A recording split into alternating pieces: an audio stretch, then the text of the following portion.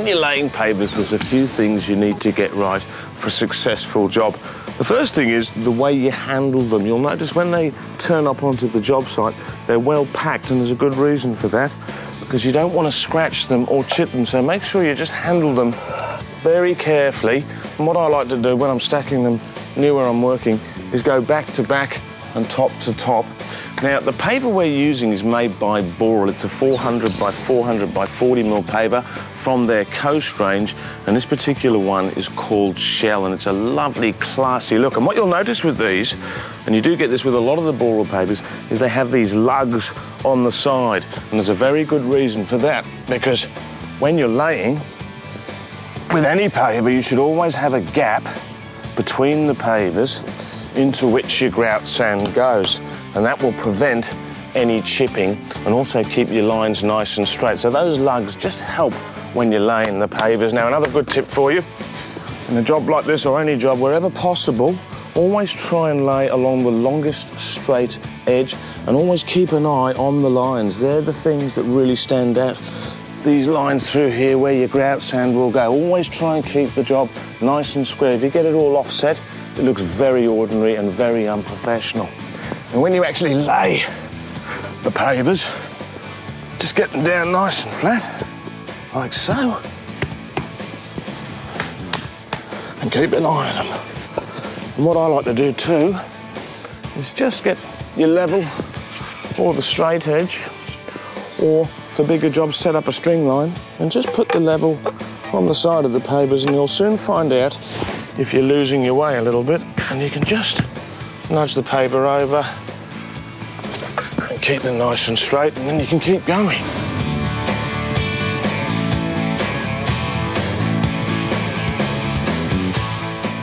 Okay, now that the pavers are all down, you just need to check all the lines and make sure the pavers are nice and square, and then come through with the rubber mallet and just tap them down so they're all nice and level.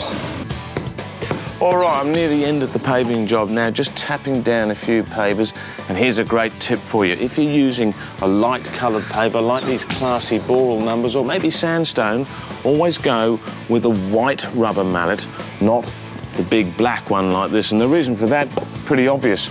With the white rubber, you won't mark the pavers. With the black rubber, which is good for dark pavers, but on the light colours, you'll get nasty rubber marks on them. So go the white on the white and the black on the dark colours. And here's another good tip for you. When you're tapping them down, you need to have your hand on the paver to stop it moving around. And if it's a bit late in the day and you're getting a bit tired, and this has happened to me heaps of times, you come in there and you'd be surprised how easy it is to actually bash your thumb with the mallet. And trust me, that hurts. It's not too bad with a light white mallet like this one. I'm telling you, if you get stung by the black mamba, you're going to know about it. It'll bring tears to your eyes. And that raises another good point. If it's late in the day, whether you're operating power tools or whatever, even the rubber mallets, and you're getting a bit tired, that's when accidents can happen. So if you feel yourself getting tired, maybe it's best to pull up stumps and start fresh tomorrow morning.